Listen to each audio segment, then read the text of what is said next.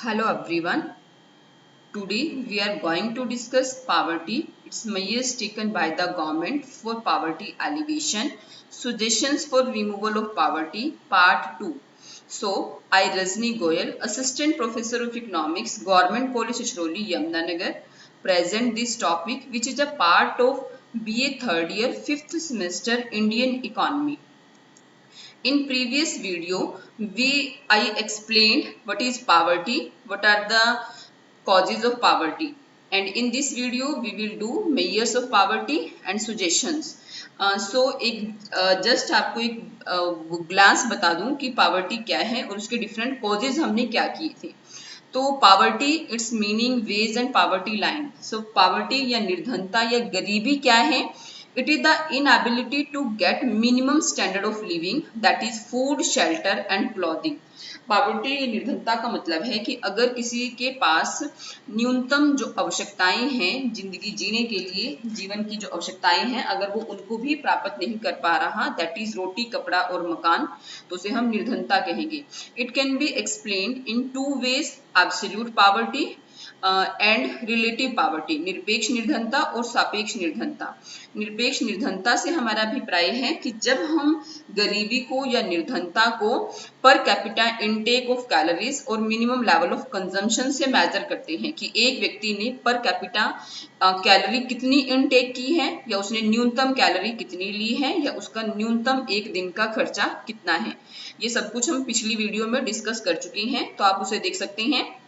Second जो हम poverty को डिस्कस करते हैं दैट इज रिलेटिव पावर्टी, सापेक्ष निर्धनता. सापेक्ष निर्धनता से हमारा अभिप्राय है कि जब हम निर्धनता को दूसरे देशों के साथ या दूसरे रीजन्स के साथ, दूसरे स्टेट्स के साथ कंपेयर करते हैं, और जो वो कंपैरिजन है वो पर कैपिटा इनकम और नेशनल इनकम के बेस पर करते हैं कि दूसरे देशों में पर कैपिटा इनकम कितनी है और नेशनल इनकम कितनी है. और अगर किसी देश में दूसरे देशों के कंपैरिजन में जो पर कैपिटा इनकम और नेशनल इनकम कम होती है, तो हम वो कहते हैं कि वो रिलेटिवली पुअर है, कंट्री वो पुअर है, गरीब है. तो ये हमारे पास नेक्स्ट इसमें पावर्टी लाइन है. पावर्टी लाइन जो बताती है वो परचेजिंग पावर को बताती है, क्रय शक्ति को बताती है, मिनिमम परचेजिंग पावर जो किसी व्यक्ति के पास होती है उसकी मिनिमम नीड्स को पूरा करने के लिए. तो उसे भी हम दो तरह से रिप्रेजेंट कर सकते हैं, above poverty line and below poverty line. जो बिलो पावर्टी लाइन होते हैं वो लोग निर्धनता से नीचे रह रहे होते हैं, अर्थात उनके पास इतनी परचेजिंग पावर भी नहीं होती कि वो अपनी मिनिमम नीड्स को पूरा कर पाए. और जो अबव पावर्टी लाइन है, अबव पावर्टी लाइन का मतलब निर्धनता रेखा से ऊपर रह रहे लोग, अर्थात उनके पास अपनी न्यूनतम जो आवश्यकताएं हैं, मिनिमम नीड्स हैं, उनको पूरा करने के लिए उतनी परचेजिंग पावर होती है. इसके साथ ही हमने लास्ट जो वीडियो थी उसमें हमने कॉजेज ऑफ पावर्टी किया था, निर्धनता के कारण. तो निर्धनता के कारण हमारे पास क्या है? हैवी प्रेशर ऑफ पॉपुलेशन, जनसंख्या बहुत अधिक है देश में, जिसके कारण सभी लोगों को जो फूड अवेलेबिलिटी है वो नहीं हो पाती, या फिर जो उनकी पर कैपिटा इनकम है वो बहुत कम रहती है. तो निर्धनता का एक जो मेन रीजन है that is high pressure of population. कीमतों में लगातार वृद्धि हो रही है देश में, जिससे कि उनकी परचेजिंग पावर लोगों की कम होती है. लोगों की परचेजिंग पावर कम होने से बहुत सारी वस्तुओं और सेवाओं को वो नहीं खरीद पाते, जिससे कि अर्थव्यवस्था में निर्धनता बनी रहती है. देश की जो नेशनल इनकम है वो बहुत कम है, इकोनॉमिक ग्रोथ भी बहुत धीमे है, जिसके कारण निर्धनता बनी रहती है. और जो एक मेन रीजन है पावर्टी का that is chronic unemployment and under employment. बेरोजगारी है देश में, बेरोजगारी होने से निर्धनता बनी रहती है, क्योंकि जब लोगों के पास रोजगार ही नहीं होगा तो उनके पास धन कहां से आएगा, इनकम उनको कहीं से जनरेट नहीं होगी, इनकम नहीं जनरेट होगी तो वो लोग निर्धन रहेंगे. नेक्स्ट जो रीजन है रूरल इकोनॉमी. भारतीय जो अर्थव्यवस्था है वो ग्रामीण अर्थव्यवस्था है. ग्रामीण गांव में बहुत सारे जो लोग हैं वो कृषि पर निर्भर करते हैं. जो हमारी कृषि है देश की वो बहुत पिछड़ी हुई है, टेक्निक बहुत हम पुरानी यूज करते हैं, जिसके कारण देश में निर्धनता बनी रहती है. नेक्स्ट जो पॉइंट हमारे पास इसमें है कैपिटल डेफिशिएंसी, पूंजी की अपर्याप्तता. देश में जितने भी उद्योग धंधे हैं उनको चलाने के लिए जो पूंजी है वो पर्याप्त मात्रा में नहीं है. इसके साथ ही lack of able and efficient entrepreneurs. जो उद्यमी हैं वो बहुत ज़्यादा कुशल नहीं है, एफिशिएंट नहीं है, जिसके कारण हम अपने उद्योगों का बहुत अधिक विकास नहीं कर पा रहे हैं और उससे निर्धनता बनी रहती है. लैक ऑफ प्रॉपर इंडस्ट्रियलाइजेशन, औद्योगिकीकरण का अभाव है. औद्योगिकीकरण का मतलब है कि हमारे यहाँ पर जो कैपिटल गुड्स हैं, मशीनरीज हैं, उनका प्रोडक्शन बहुत कम होता है जो हमें बाहर से इंपोर्ट करनी पड़ती है। आउटडेटेड सोशल इंस्टीट्यूशंस, जो आउटडेटेड सोशल इंस्टीट्यूशंस हैं वो बहुत पुराने हैं, लोगों के विचार बहुत पुराने हैं, अभी भी पुरानी रूढ़िवादियों में, अंधविश्वासों में लोग यहाँ के जकड़े हुए हैं भारतीय अर्थव्यवस्था में, जिसके कारण निर्धनता बनी रहती है। Under utilization of natural resources, जितने प्राकृतिक संसाधन हैं उनका प्रॉपर यूज नहीं कर पा रहे हैं, जिसके कारण देश में अर्थव्यवस्था में निर्धनता बनी रहती है। Lack of well developed means of transport, जो हमारे यातायात के साधन हैं वो बहुत अधिक विकसित नहीं है, उनके विकसित न होने के कारण भी निर्धनता बनी रहती है। लैक ऑफ टेक्निकल एजुकेशन, देश में टेक्निकल एजुकेशन की बहुत कमी है। लोग टेक्निकल एजुकेशन तो ले पाते हैं, ले लेते हैं, लेकिन उसके बाद उनको रोजगार नहीं मिलता, जिसके कारण देश में निर्धनता बनी रहती है।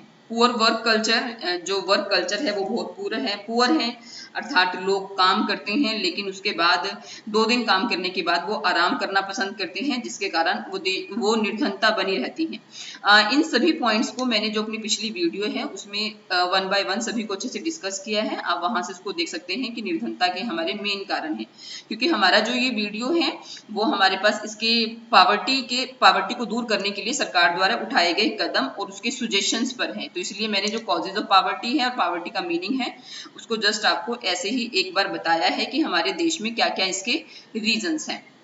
नेक्स्ट, अब हमारा जो इसमें शुरू होता है आज का, measures taken by the government for poverty elevation, सरकार के द्वारा उठाए गए वो कदम जिससे कि सरकार निर्धनता को दूर करना चाहती है।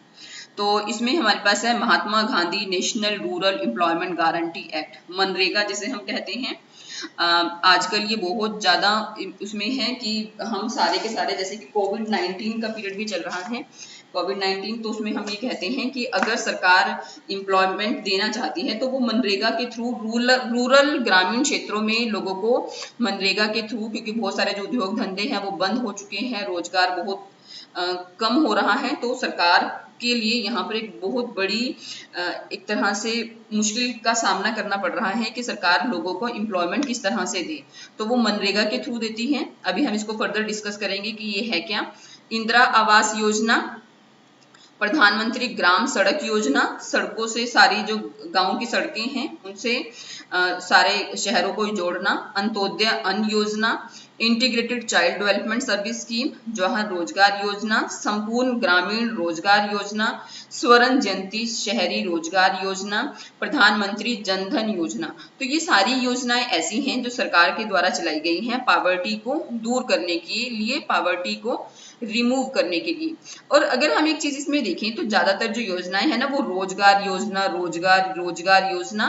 तो सरकार क्या करती है कि पावर्टी को दूर करने के लिए जो एक सबसे ज्यादा जरूरी है वो लोगों को रोजगार प्रोवाइड करना है, क्योंकि अगर हम लोगों को रोजगार देंगे तो ऑटोमेटिकली उनको इनकम मिलेगी, और इनकम जब उनको मिलेगी तो उनकी परचेजिंग पावर बढ़ेगी, वो उसको मार्केट में जाकर खर्च करेंगे और उससे उनकी निर्धनता दूर होगी। तो जो भी उनकी आवश्यकताएं हैं, रोटी कपड़ा और मकान, तो वो उसको अपना दूर करके पावर्टी को, निर्धनता को दूर कर सकते हैं। तो अगर हम इनको 1 बाय 1 डिस्कस करें तो हमारे पास सबसे पहले आती है Mahatma Gandhi national rural employment guarantee act, MNREGA, जिसे हम मनरेगा के नाम से जानते हैं। सरकार ने जो मनरेगा है वो 2005 में एक एक्ट पास किया था, that is Mahatma Gandhi national rural employment guarantee act, और 2006-07 में इसे देश के लगभग 200 जिलों में लागू किया गया। लेकिन अब जो ये योजना है वो देश के लगभग सभी जिलों में और सभी गांवों में इसको शुरू किया गया है। तो इसका जो मेन ऑब्जेक्टिव है इस योजना का वो क्या है, तो objective of the act is to enhance livelihood security in rural areas, जितने भी ग्रामीण क्षेत्र हैं उनमें by providing at least 100 days of guaranteed wage employment in a financial year to every household whose adult member volunteer to do unskilled manual work। जितने भी गांव में बेरोजगार व्यक्ति हैं उनको एक साल में कम से कम 100 दिन की गारंटीड एम्प्लॉयमेंट उनको वो देना सरकार का इसमें मेन मकसद है मनरेगा का, ताकि लोगों का जो फाइनेंशियल पोजीशन है वो थोड़ी सी सुधरे, लोगों को थोड़ा एम्प्लॉयमेंट मिले और एम्प्लॉयमेंट मिलने से जो उनकी निर्धनता है वो दूर हो जाए। तो मनरेगा जो गोल्स हैं हमारे वो क्या हैं? Strong social safety net for vulnerable groups by providing a fall back employment source when other employment alternatives are scarce और इनएडिक्वेट। जब जितने भी हमारे अदर एम्प्लॉयमेंट अल्टरनेटिव्स हैं वो हमारे पास बहुत दुर्लभ हैं या नहीं हैं, तो उनको सोशल सिक्योरिटी प्रोवाइड करना बाय प्रोवाइडिंग एम्प्लॉयमेंट उनको प्रोवाइड करके रोजगार, कम से कम 100 दिन का रोजगार उनको प्रोवाइड करना। और जो ये प्लान हमारा एक्ट है, मनरेगा है, वो एक तरह से ग्रोथ इंजन का काम कर रहा है किसी भी अर्थव्यवस्था में सस्टेनेबल डेवलपमेंट के लिए of an agricultural economy and through the process of providing employment on works that address causes of chronic poverty. जितनी भी हमारी निर्धनता है उसके जो रीजंस हैं सच एज ड्रॉट या deforestation durable assets in rural areas, ग्रामीण एरिया में उनको लोगों को रोजगार प्रोवाइड करना और ताकि उनकी जो क्रॉनिक पावर्टी है वो दूर हो सके, और किसी भी रीजन से वो पावर्टी हो सकती है। तो फर्स्ट जो हमारा मोस्ट इंपॉर्टेंट है वो है मनरेगा। मनरेगा के थ्रू हम लोगों को एम्प्लॉयमेंट प्रोवाइड करते हैं और एम्प्लॉयमेंट से उनको फिर क्या मिलती है? उनकी जो निर्धनता है वो दूर होती है। नेक्स्ट सेकंड हमारे पास है Indira Awas Yojana. Indira Awas Yojana, it was started in 1985 as a part of rural landless employment guarantee program। और जो इंदिरा आवास योजना है वो जवाहर रोजगार योजना के स्थान पर हमारी शुरू हुई थी 1989। और जो मेन इसका मकसद था वो क्या था? नाम से क्लियर है, इंदिरा आवास योजना, कि लोगों को आवास प्रोवाइड करना। आवास का मतलब कि हमारे एक निर्धनता में एक मूलभूत आवश्यकता के लिए हमारे पास हमने क्या था? रोटी, कपड़ा और मकान। कि जब तक लोगों के पास अपने मकान नहीं होंगे तब तक वो वहां पर काम नहीं कर सकते, तब तक उनके पास उनकी जो एक मूलभूत आवश्यकता है तब तक वो उनको निर्धनता बनी रहती है। तो उनका जो एक मेन हमारा ऑब्जेक्टिव है कि उनको अगर उनके पास कोई कच्चे घर हैं तो उसको रिकंस्ट्रक्ट करवाना या अपग्रेड करवाना या उनको घर बनाने के लिए कुछ फाइनेंशियल हेल्प देना, इस इंदिरा आवास योजना का मेन हमारा मकसद ये था, जो कि 1996 में शुरू की गई। जो इंदिरा आवास योजना है वो पहले केवल 1996 में शुरू की गई थी रूरल एरियाज में, लेकिन इसी को ही ये जो योजना थी हमारी उसे हमने राजीव आवास योजना के राजीव आवास योजना के साथ इसे शहरों में भी शुरू किया गया था, शहरों में रहने वाले गरीबों के लिए। और the main objective of this plan is primarily to help construction upgradation of dwelling units of members of scheduled caste, scheduled tribe, freed bonded laborers and other below the poverty line। जितने भी लोग निर्धनता रेखा से नीचे रह रहे हैं उनके लिए उनको आवास प्रोवाइड करने के लिए फाइनेंशियल हेल्प प्रोवाइड करना, ये हमारा इसका मेन मकसद था, फाइनेंशियल असिस्टेंस प्रोवाइड करना। एंड द यूनिट कॉस्ट इसके लिए मैंने यहाँ पर लिखी है कि प्लेन एरियाज में ये 25,000 है और हिली डिफिकल्ट एरियाज में ये 27,500 थी। And upgradation of unserviceable households, plain areas में 12,500 और डिफिकल्ट एरियाज में 12,500, जो कि हमारे पास उनके लिए था कि जो लोग इसको वो नहीं कर सकते डिफिकल्ट एरियाज में। और इसमें एक और चीज हमारे पास थी कि इंदिरा आवास योजना में लोगों को एक तरह से आवास प्रोवाइड करना, उनको शहरों में, या अगर लोग जो राजीव आवास योजना था वो शहरों में रह रहे झुग्गी झोपड़ों वाले लोगों को मकान की सुविधा प्रोवाइड करना। इसी योजना को 2016-17 में सरकार ने प्रधानमंत्री आवास योजना के नाम से शुरू किया, जो कि 2022 के अंत तक सभी को मकान की सुविधा उपलब्ध कराने के लिए है। कि 2022 तक जो मेन मकसद है वो जितने भी लोग हैं उनको मकान की सुविधा उपलब्ध करवाना है। नेक्स्ट हमारे पास है प्रधानमंत्री ग्राम सड़क योजना।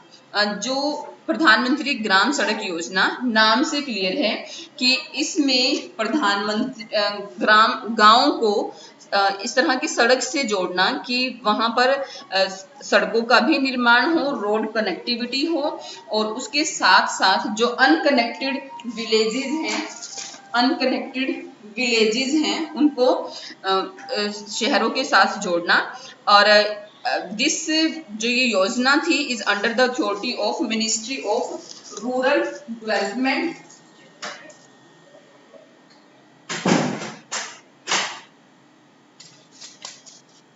Under the authority of ministry of rural development और जो ये स्टार्ट की गई थी 25 दिसंबर 2000 को और सेंट्रल गवर्नमेंट इसको फुली फंडेड करती है।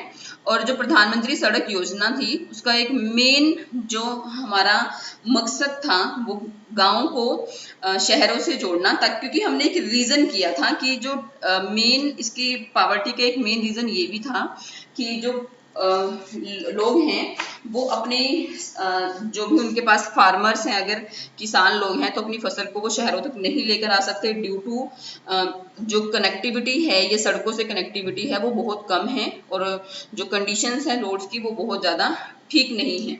तो इस योजना का एक मेन मकसद ये भी था कि लोगों को रोजगार मिले और साथ ही साथ सड़कों से गांवों की जो शहरों से कनेक्टिविटी भी बने। तो एक ये जो हमारी योजना थी प्रधानमंत्री ग्राम सड़क योजना 2000 में शुरू की गई थी और सभी गांवों से इसको जोड़ने के लिए बनाई गई थी। जो प्रधानमंत्री ग्राम सड़क योजना है is a nationwide plan in India to provide good all weather roads connectivity to unconnected village, जितने भी विलेजेस अनकनेक्टेड हैं उनसे जोड़ने के लिए, of 1,78,000 habitants with a population of above 500 in the plain. जो प्लेन एरिया है उनमें अगर कोई भी गांव जिसकी पॉपुलेशन 500 है उसको जोड़ना शहरों से, and above 250 in the hilly area, जो हिली एरियाज हैं उसमें अगर पॉपुलेशन 250 की है तो उसको भी शहरों से जोड़ना। To be connected by all weather roads 82% were already connected by December 2017 और कुछ में जो 47,000 हैबिटेंट्स हैं वो अभी ऑन वर्क इन प्रोग्रेस हैं। ये मार्च 2019 तक वो कंप्लीट हो चुकी है हमारे पास। नेक्स्ट जो हमारे पास प्लान है दैट इज अंत्योदय अन्न योजना, AAY नाम से क्लियर है, अंत्योदय अन्न योजना। इसका मतलब है जितने भी निर्धन परिवार हैं उनको पब्लिक डिस्ट्रीब्यूशन सिस्टम से अन्न प्रोवाइड कराना। और the main objective of the scheme is to ensure food security and to create hunger free India. Main जो इसका ऑब्जेक्टिव था वो फूड सिक्योरिटी, हर एक को खाने के लिए खाद्य उनकी सुरक्षा हो और हंगर फ्री इंडिया को जो हंगर फ्री है वो करना, इसका जो मेन मकसद था। और इसमें क्या किया जाता था कि 2 रुपये प्रति किलो की दर से गेहूं और 3 रुपये प्रति किलो के दर से चावल पब्लिक डिस्ट्रीब्यूशन सिस्टम द्वारा बेचा जाता है। और जितने भी गरीबी रेखा से नीचे रह रहे परिवार हैं उनको ये मिलता था। और इसका जो मेन फोकस था अंत्योदय अन्न योजना का कि जो सबसे ज्यादा गरीब लोग हैं बिलो पावर्टी लाइन है उनको 35 kilogram of rice and wheat at a highly subsidized cost of 3 rupee per kilogram of rice and 2 rupee per kilogram of wheat। गेहूं 2 रुपये किलो और जो चावल हैं वो हमारे पास 3 रुपये किलो के हिसाब से हमने उनको प्रोवाइड करना। तो जो पुअर फैमिलीज हैं उनको रिस्पेक्टिव स्टेट रूरल डेवलपमेंट जो फैसिलिटीज हैं उनसे पहले उनको आइडेंटिफाई किया जाएगा सर्वे के द्वारा और फिर उनको ये स्कीम प्रोवाइड की जाएगी कि जितने भी बहुत अधिक पुअर हैं उन लोगों को अंत्योदय अन्न योजना के तहत उनको फूड सिक्योरिटी प्रोवाइड करना। फूड सिक्योरिटी का मतलब है कि एटलीस्ट उनको खाने के लिए कुछ वो तो मिल जाए, फूड तो मिल जाए जिससे कि वो जो हंगर फ्री इंडिया हम उसे बना सके। तो हमारा एक जो मेन प्लानिंग थी अंत्योदय अन्न योजना। नेक्स्ट इसमें हमारे पास है integrated child development service scheme ICDS, एकीकृत बाल विकास सेवाएं। अब जो एकीकृत बाल विकास सेवाएं हैं ये ज़्यादातर जो स्कीम थी वो किसके लिए चलाई गई थी, वो health and nutrition status of children जो 0 से लेकर 6 साल तक के बच्चे हैं उनके लिए, और एक प्रेग्नेंट एंड लैक्टेटिंग मदर्स जितनी भी प्रेग्नेंट मदर्स हैं और लैक्टेटिंग जो दूध पिलाने वाली मदर्स हैं उनके लिए ये बनाई गई थी ये जो योजना थी।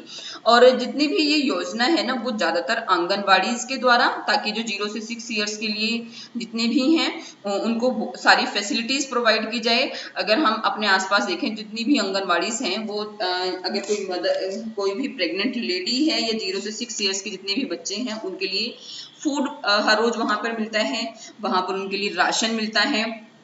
तो जितनी भी अच्छा उसके अलावा इनको समय समय पर जो इंजेक्शंस भी लगाए जाते हैं प्रेग्नेंट लेडीज को भी लगाए जाते हैं, और जितने भी बच्चे हैं उनको 5 इयर्स तक जितने भी शुरू से लेकर बर्थ से लेकर सारे वहां पर इंजेक्शंस लगाए जाते हैं। तो जो इंटीग्रेटेड चाइल्ड ICDS प्रोग्राम है इसका एक मेन मकसद इनकी जो बच्चे हैं उनका स्कूल ड्रॉप आउट से वो कम हो, और उनकी जो मोर्टालिटी है मृत्यु दर, शिशु मृत्यु दर की उनको बहुत सारी फैसिलिटीज ऐसी थी जो पहले नहीं मिलती थी, उसके कारण जो बच्चे थे उनकी डेथ हो जाती थी, तो उसको कम करना और उनको provision of A firm foundation for proper psychological physical and social development of a child. एक बच्चे का प्रॉपर जो उसकी फर्म फाउंडेशन हो, उसकी पूरी की पूरी डेवलपमेंट हो, उसके लिए सारा का सारा उसके लिए साइकोलॉजिकल और फिजिकल और सोशल डेवलपमेंट करने के लिए जितने भी प्रोविजंस हैं वो सारे इसी स्कीम में किए जाते हैं।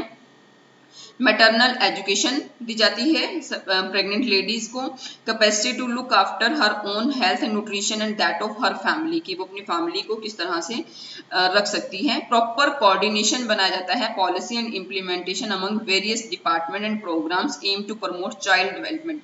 जितने भी ये सारे ICDS जितना भी सारा प्रोग्राम है वो 0 से लेकर 6 ईयर्स तक, और जितनी भी फीमेल्स हैं उनके लिए ये प्रोग्राम चलाया जाता है, ताकि अच्छा एक और स्कीम भी चलाई गई है कि जितनी भी प्रेग्नेंट लेडीज हैं उनको 6000 रुपये मिलते हैं अब बच्चा वो प्रेग्नेंट लेडीज को जब तक कि बच्चा हो जाता है। तो ये जो सारी की सारी फैसिलिटीज हैं ये पॉवर्टी रिमूव करने के लिए सरकार ने इस तरह से चलाई हैं, और इसी में ही जो जितनी भी ये बड़ी ICDS स्कीम है वो आंगनवाड़ी के थ्रू या फिर जो भी वो ये होते हैं PHC CHC उनके थ्रू ANM आशा वर्कर्स वो सारी की सारी ये प्रॉपर ध्यान रखती हैं कि किस तरह से उनका पूरा प्रॉपर रिकॉर्ड रखा जाता है जिससे कि उनको हेल्प मिल सके।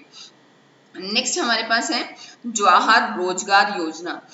जो जवाहर रोजगार योजना है 1989 में इसको स्टार्ट किया गया था by merging national rural employment programme and rural landless employment guarantee programmes. National rural employment programme जो भी हमारा ये प्रोग्राम था उसको, और जो रूरल लैंडलेस एम्प्लॉयमेंट जिनके पास किसी भी तरह का कोई एम्प्लॉयमेंट नहीं है उनके लिए at the end of 7th 5-year plan ये योजना स्टार्ट की गई थी, और इसका मेन ऑब्जेक्टिव था 90 से लेकर 100 डेज एम्प्लॉयमेंट पर पर्सन, हर एक पर्सन को 90 से लेकर 100 दिन का रोजगार प्रोवाइड करना बैकवर्ड डिस्ट्रिक्ट में, और जो लोग people below poverty line were the main targets of this plan. And the main objective of the yojana was additional gainful employment for the unemployed and underemployed person in rural areas.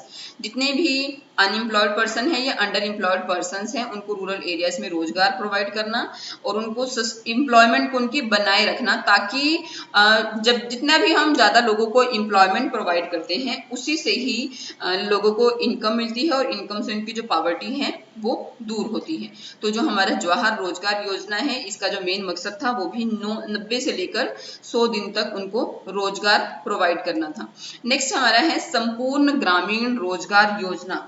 जो संपूर्ण ग्रामीण रोजगार योजना है उसका जो main जो launch हुई दैट इज ऑन 25 सितंबर 2001, और जो मेन ऑब्जेक्टिव था उसका वो रूरल एरियाज में ग्रामीण है, तो इट मीन्स ग्रामीण क्षेत्रों में एक तो लोगों को मजदूरी के अवसर प्रोवाइड करना, additional veg employment, ensuring food security, उनको खाद्य सुरक्षा प्रोवाइड करना कि एटलीस्ट उनको खाना मिल जाए प्रोवाइड करना, और जितनी भी while creating durable community social and economic infrastructure and assets in the rural areas, स्थायी सामुदायिक सामाजिक और आर्थिक परिसंपत्तियों का सृजन करना, आधारभूत ढांचे का विकास करना और उन लोगों को इस तरह से वो प्रोवाइड करना रोजगार प्रोवाइड करना कि जिससे उनके अंदर फूड सिक्योरिटी आए, कि एटलीस्ट उनको प्रॉपर खाना वो मिलता रहे। और जो ये नेशनल ग्रामीण रोजगार योजना है along with national food for work programme,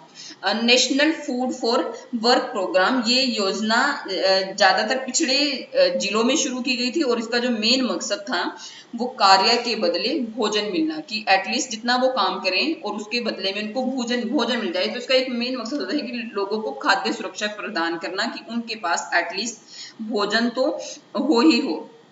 और इस योजना में जो national food for work programme है, इसमें काम के बदले वेतन भी दिया जाता था और अनाज के रूप में, जो वेतन है ना वो अनाज के रूप में दिया जाता था, जिससे कि रोजगार के उनको नए अवसर भी उत्पन्न होंगे और बेरोजगारों को भोजन सुरक्षा भी मिल जाएगी। तो ये हमारी जो संपूर्ण ग्रामीण रोजगार योजना है, इसका जो मेन मकसद था लोगों को फूड प्रोवाइड करना, वेज एम्प्लॉयमेंट, रूरल लेबर्स को फूड सिक्योरिटी प्रोवाइड करना, improving the nutrition levels in rural areas. और secondary objective of the scheme is the creation of durable community assets and development of rural infrastructure. जो ग्रामीण ढांचा है उसका विकास करना, आधारभूत ढांचे का विकास करके रोजगार के अवसर उपलब्ध कराना। अब सरकार कोई भी स्कीम चलाती है, चाहे वो संपूर्ण ग्रामीण रोजगार योजना है या उससे पहले हमने जवाहर रोजगार योजना की, अंत्योदय अन्न योजना है, जितनी भी योजनाएं हैं, उसका जो मेन मकसद है सरकार का वो क्या है कि लोगों को फूड सिक्योरिटी मिले, लोगों को रोजगार मिले, साथ ही साथ देश का आर्थिक विकास भी हो। क्योंकि अगर आधारभूत ढांचा विकसित होगा तो उससे देश का विकास भी होगा और देश में नई नई योजनाएं चलाने से लोगों को वो भी मिलेगा, अन्न भी मिलेगा और उसके साथ देश में आधारभूत ढांचे का विकास होगा। नेक्स्ट हमारे पास है स्वर्ण जयंती शहरी रोजगार योजना। अब जो हमने काफी योजनाएं की हैं तो वो ज्यादातर गांव के लिए थे, तो अब हमारे पास यहाँ पर है स्वर्ण जयंती शहरी रोजगार योजना, जो कि इंडिया में centrally sponsored scheme which came into affect on 1 दिसंबर 1997। और इसका जो मेन मकसद था इस योजना का, नाम से क्लियर है, शहरी, जो शहर में रह रहे हैं अनएम्प्लॉयड और अंडर एम्प्लॉयड पुअर्स को गेनफुल एम्प्लॉयमेंट प्रोवाइड करना। या तो वो अपने सेल्फ एम्प्लॉयमेंट वेंचर्स सेटअप कर सकते हैं या फिर उनको वेज एम्प्लॉयमेंट प्रोवाइड करके। तो जो शहरी योजना थी, शहरी स्वर्ण जयंती शहरी रोजगार योजना, उसका जो मुख्य उद्देश्य था वो शहरों के बेरोजगार या कम रोजगार वाले लोगों को रोजगार उपलब्ध करना, सब रोजगार, या फिर वो अपने भी रोजगार को खोल सकते हैं या फिर उनको वेज एम्प्लॉयमेंट प्रोवाइड करना। और इस योजना में both centre and the state government share the budget for the scheme in the ratio of 75:25। दोनों जो सेंटर गवर्नमेंट है, स्टेट गवर्नमेंट है, बजट को शेयर करती हैं। As per reports annually about 2 lakh urban poor are given employment under skill development programme. हमने कई बार अपने आसपास भी सुने हैं स्किल डेवलपमेंट प्रोग्राम, स्किल को डेवलप करने के लिए जितने भी प्रोग्राम चलाए जाते हैं। While around 50,000 under self employment, जिनको सेल्फ एम्प्लॉयमेंट दिया गया है, अपना कोई रोजगार भी हम वो शुरू कर सकते हैं। तो दो तरह से इसमें योजनाएं शुरू की जा सकती हैं, शहरी सब रोजगार अपना काम चला के, और शहरी वेतन रोजगार कि उनको वेतन भी दिया जा सकता है, कि कोई भी व्यक्ति अपना व्यवसाय चलाकर लाभ अर्जित कर सकता है। तो ये है इसमें आगे फर्दर 5 मेजर कंपोनेंट्स हैं। The urban self employment programme, अपना सेल्फ एम्प्लॉयमेंट कर सकते हैं। Urban women self help programmes, जो वीमेंस हैं वो भी अपना कोई प्रोग्राम वो कर सकती हैं और उसके लिए उनको फंड मिल जाता है। Skill training for employment promotion amongst urban poor, urban community development network and the urban wage employment programme, इसके अंडर आते हैं स्वर्ण जयंती शहरी रोजगार योजना के अंडर। नेक्स्ट हमारे पास है प्रधानमंत्री जनधन योजना। अब जो प्रधानमंत्री जनधन योजना थी under the national mission for financial inclusion, ताकि लोगों के सबके एटलीस्ट बैंक अकाउंट्स हों। तो ये जो प्रधानमंत्री जनधन योजना थी 2014 में ये स्टार्ट की गई और इसका जो मेन मकसद था असेस टू बैंकिंग फैसिलिटीज, सभी लोगों को बैंकिंग फैसिलिटीज प्रोवाइड करना with one basic banking account for every household, financial literacy, access to credit, insurance and pension, सभी को ये मिल जाए। तो इसमें 3 आगे फर्दर योजना, इसमें सोशल सिक्योरिटी स्कीम है, प्रधानमंत्री जीवन ज्योति बीमा योजना, प्रधानमंत्री सुरक्षा बीमा योजना एंड अटल पेंशन योजना एंड मंत्री मुद्रा योजना। अब जो प्रधानमंत्री जीवन ज्योति बीमा योजना है उसमें हमारे पास क्या है, प्रधानमंत्री जो ज्योति बीमा योजना है उसमें 330 रुपए के वार्षिक प्रीमियम के भुगतान पर 2 लाख रुपए का जीवन बीमा किया जाता है। और जो प्रधानमंत्री सुरक्षा बीमा योजना उसमें 12 रुपए के वार्षिक प्रीमियम के भुगतान पर 2 लाख रुपए का दुर्घटना बीमा किया जाता है। तो ये सारी की सारी इसमें जो योजना है अटल पेंशन योजना, और इसका जो मेन उद्देश्य था कि भी जितने भी लोग हैं उनको अगर किसी भी तरह से कोई सरकारी हेल्प मिल रही है, कोई सब्सिडी मिल रही है, कुछ भी सरकार कोई भी पेंशन दे रही है तो वो सीधा उनके खातों में आए, उनको डायरेक्ट बेनिफिट जो हमारे पास ये होता है डीबीटीएस के डायरेक्ट बेनिफिट ट्रांसफर स्कीम होती है वो सीधा उनके खातों में आए। तो ये हमारे पास प्रधानमंत्री जनधन योजना है जो कि अभी 2014 में शुरू की गई थी प्रधानमंत्री नरेंद्र मोदी के द्वारा, और बहुत ज्यादा अभी चल रही है सभी लोगों के खाते खुलवाने के लिए। इसके अलावा हमारे पास अदर स्कीम्स हैं। अदर स्कीम्स में जो सबसे पहले हमारी स्कीम है वो है प्रधानमंत्री ग्रामोदय योजना। जो ये योजना है प्रधानमंत्री ग्रामोदय योजना 2001 में शुरू की गई थी, और इसका जो मेन मकसद था वो स्टैंडर्ड ऑफ लिविंग, लोगों के स्टैंडर्ड ऑफ लिविंग को देखना था कि लोगों का स्टैंडर्ड ऑफ लिविंग हमारे पास क्या है, और ग्रामीण लोगों को इस तरह से कंसेशनल लोन प्रोवाइड किए जाते थे। नेक्स्ट हमारे पास है concessional loans to start cottage and small industries, जितने भी लघु उद्योग हैं उनको कंसेशनल लोन प्रोवाइड करना। Indira Gandhi national old pension scheme, इसके तहत जितने भी 60 वर्ष से ऊपर लोग हैं उनको पेंशन देना। अटल पेंशन योजना, अटल पेंशन योजना में भी सरकार काम करने वाले निर्धन व्यक्तियों को वृद्धावस्था में उनकी सुरक्षा के लिए अटल पेंशन योजना उपलब्ध कराती है।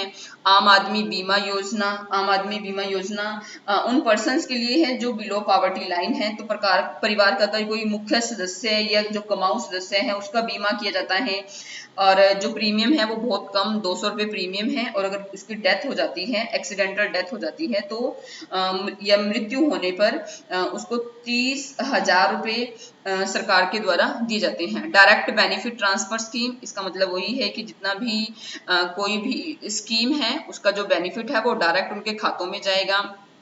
भारत निर्माण सरकार ने चलाया गया है, न्यू भारत निर्माण, जिससे कि ग्रामीण क्षेत्रों में गरीबी हटाने के लिए सभी गांवों को सड़क से जोड़ना, टेलीफोन की उपलब्धता कराना, इलेक्ट्रिसिटी करवाना, ये सभी जो सुविधाएं हैं गांवों में उपलब्ध कराना।